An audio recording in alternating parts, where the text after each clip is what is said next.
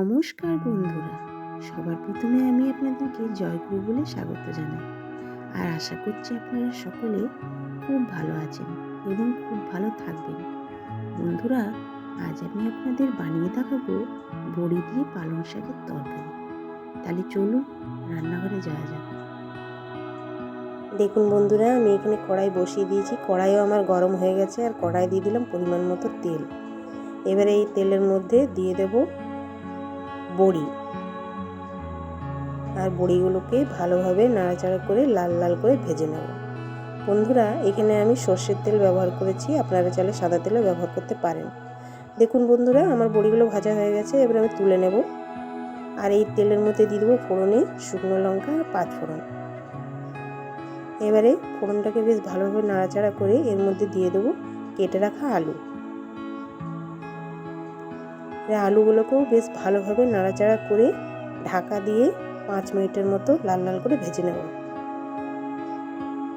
দেখুন বন্ধুরা, আমার ভাজা হয়ে গেছে। এবারে আমি এর মধ্যে দিয়ে দেবো কেটে রাখা বেগুন, মূলো, পালং শাক আর টমেটো।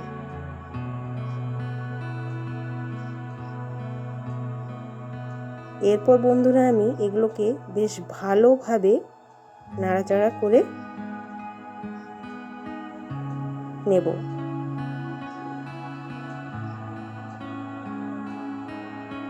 এরপরে এর মধ্যে আমি দিয়ে দেবো স্বাদ মতো লবণ আর পরিমাণ মতো হলুদ গুঁড়ো।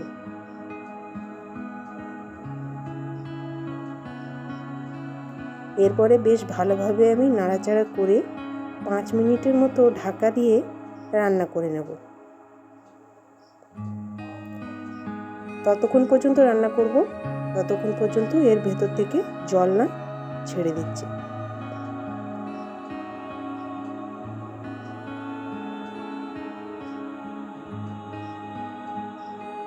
দেখুন বন্ধুরা, আমার সবজিগুলো থেকে জল ছেড়ে দিয়েছে। এবারে আমি এর মধ্যে দিয়ে দেব আদা বাটা,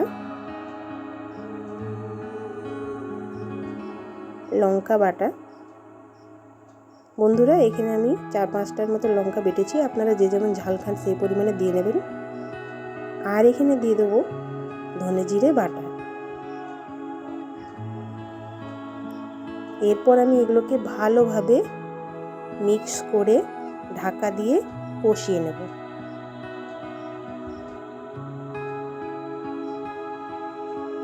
দেখুন বন্ধুরা, আমার কষানো প্রায় হয়ে গেছে, তেলও ছেড়ে দিয়ে এসেছে। আরেকটু ভালোভাবে নাড়াচাড়া করে আরেকটু কষিয়ে নেব। দেখুন বন্ধুরা, এবারে আমার পুরোপুরি কষানো হয়ে গেছে। এবারে আমি এর মধ্যে দিয়ে দেবো পরিমাণ মতো জল।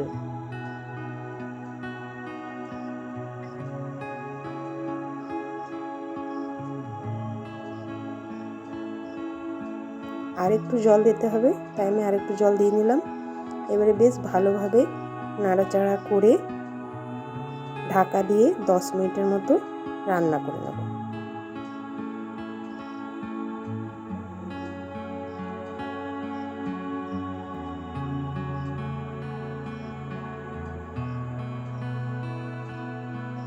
দেখুন বন্ধুরা, আমার রান্না হয়ে গেছে, সবজিগুলো সিদ্ধ হয়ে গেছে। এরপর আমি বেশ ভালোভাবে নাড়াচাড়া করে এর মধ্যে দিয়ে দেবো ভেজে রাখা বড়ি।